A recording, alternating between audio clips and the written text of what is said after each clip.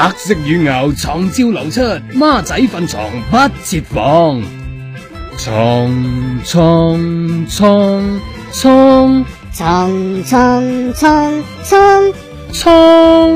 全部都係床。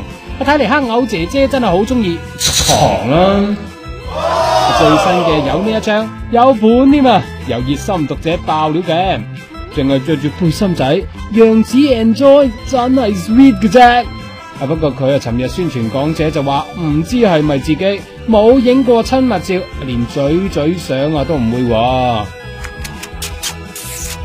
又只不過話呢，整容、摸胸、石胸負面新聞真係猶如天上嘅繁星，戥你好驚咯。